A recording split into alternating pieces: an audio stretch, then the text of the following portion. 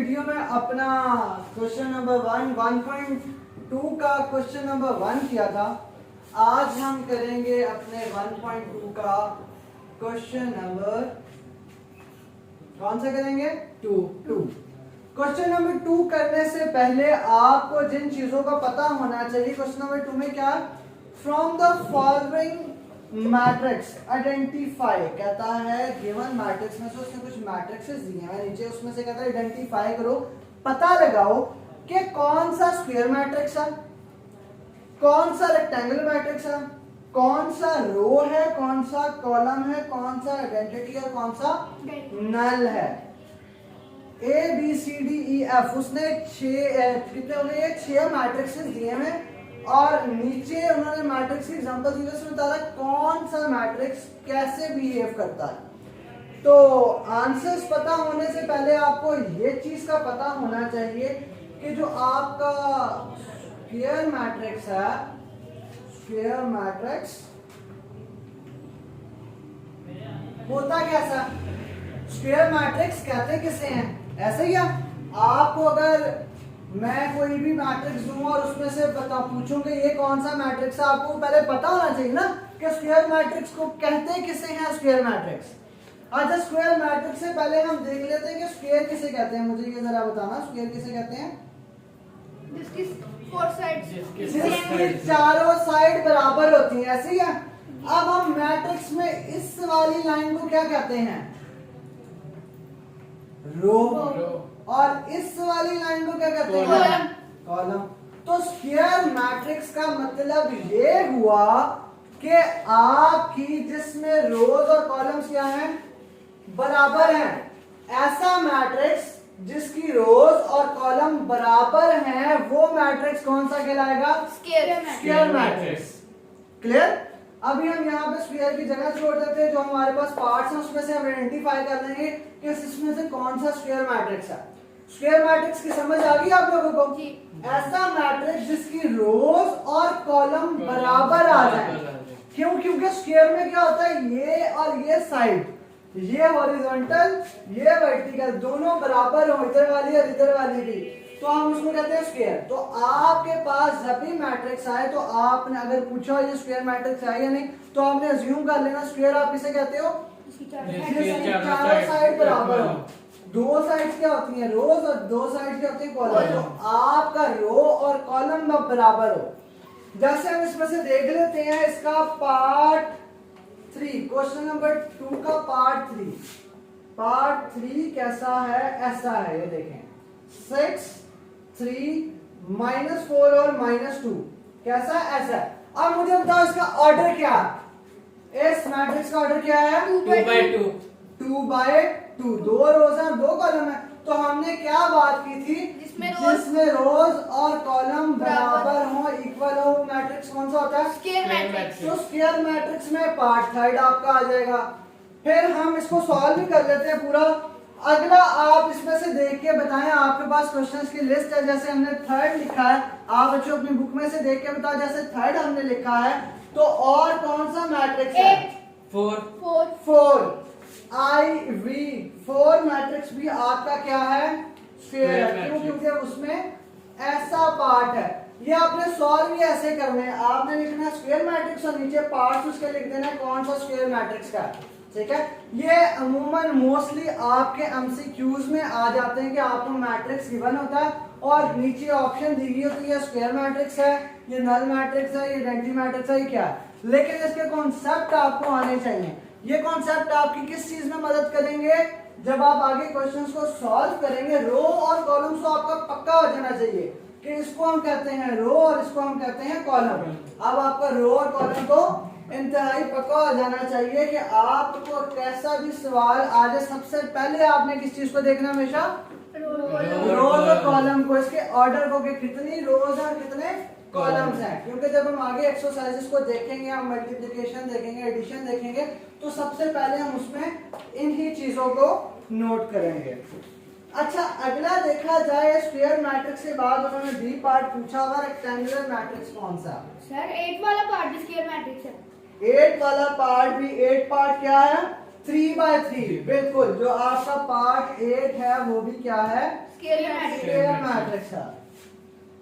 1 -1 0 2 2 और 0 3 0 और 1, क्योंकि ये क्या है 3/3 है तो ये भी है Square square। matrix. अच्छा नेक्स्ट हम देख लेते हैं रेक्टेंगुलर मैट्रिक्स कौन सा? रेक्टेंगुलर मैट्रिक्स कौन से होते हैं?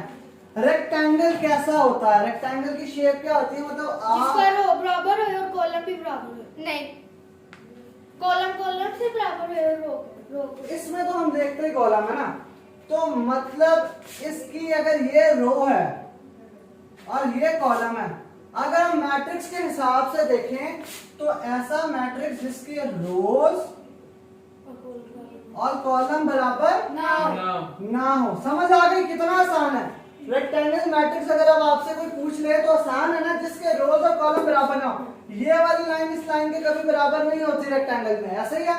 तो हम इस लाइन को कहते हैं रो और इस लाइन को कहते हैं कॉलम। तो इसमें हम लिखेंगे बराबर ना हो, जिसमें रोज और कॉलम हमारे बराबर ना हो, वो मैट्रिक्स कौन से होते हैं?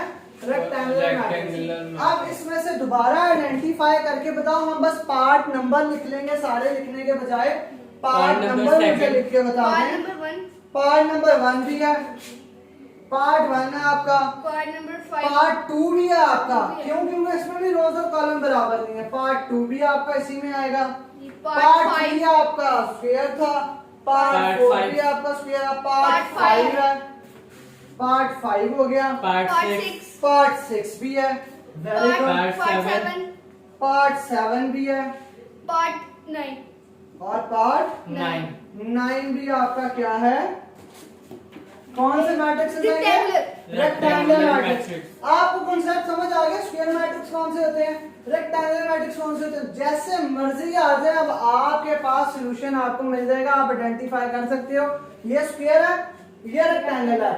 आपने स्क्वायर वाले ये लिख लिया, आपने रेक्टेंगल वाले ये लिख लिया। अब आप कह रहे हो कि हमने सारे मैट्रिक्स लिखवा दिए, तो आगे उन्होंने 4 मैट्रिक्स और भी पूछा हुआ कि रो मैट्रिक्स कौन सा, कॉलम मैट्रिक्स कौन सा, आइडेंटिटी मैट्रिक्स कौन सा और नल मैट्रिक्स कौन सा। तो अब हम इसका जवाब क्या देंगे?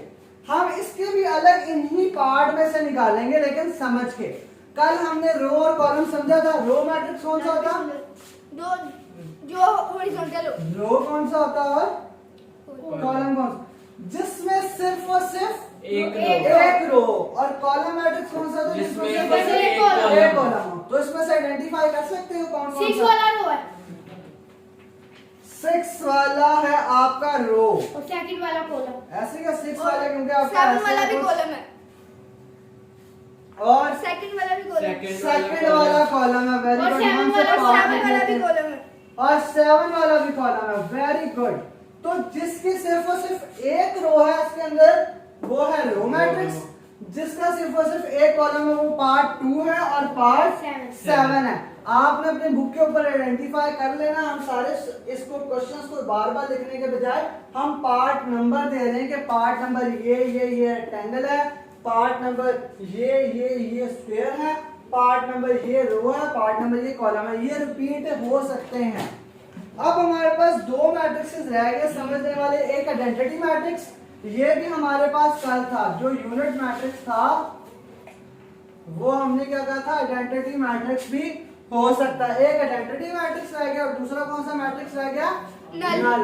तो नल भी कल हमने पढ़ा था। नल क्या होता है? जिसमें सारी वैल्यू, सारी एंट्रीज क्या हो? 0 0 0 0। चाहे वो 1 एंट्री हो 0, चाहे वो 4 एंट्री हो 0, चाहे वो 8 एंट्रीज हो 0। सारे कर जी पूछो। 0 के साथ प्लस माइनस प्लस तो आता नहीं। 0 के साथ कोई प्लस माइनस नहीं आता। आपका जो सवाल हो आप कर सकते हो।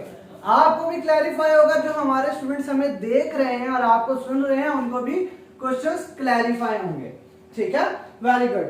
अब इसमें से मुझे आप आइडेंटिफाई करके बता सकते हो पहले कि आइडेंटिटी मैट्रिक्स कौन सा? आइडेंटिटी मैट्रिक्स हमने क्या कहा था?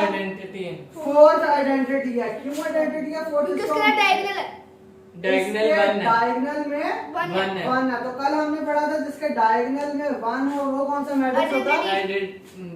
Very good. और इसमें नल मैट्रिक्स कौन सा? 9 9 मैट्रिक्स। ठीक है, क्योंकि सारे 0 0 0 0 0 0। ये 3/2 मैट्रिक्स है, 3/2। इसमें 3 रोज हैं, 2 कॉलम है, लेकिन सारी एंट्रीज क्या हैं? 0 हैं। तो उम्मीद करता हूं बच्चों आपको इसमें स्क्वायर मैट्रिक्स की समझ आ गई होगी, आपको इसमें रेक्टेंगुलर मैट्रिक्स की समझ आ गई होगी। कल जो हमने किए थे रो मैट्रिक्स उसकी और कॉलम मैट्रिक्स उसकी भी समझ आ गई होगी। जिसमें एक रो हो वो रो मैट्रिक्स, जिसमें एक कॉलम हो, रो होती है ये और कॉलम होते हैं ऐसे, ठीक है। और आइडेंटिटी मैट्रिक्स की भी समझ आ गई होगी। नल मैट्रिक्स सबसे आसान है जिसमें 0 0 और 0 आए। अगर आपको वीडियो पसंद आई हो तो आप हमारे चैनल को सब्सक्राइब करें ताकि नेक्स्ट आने वाली वीडियोस आप तक पहुंचती रहें, और लाइक करें ताकि हमें भी मोटिवेशन मिले और आप तक भी हम लेक्चर्स अच्छे तरीके से और पहुंचा सकें। Thank you guys.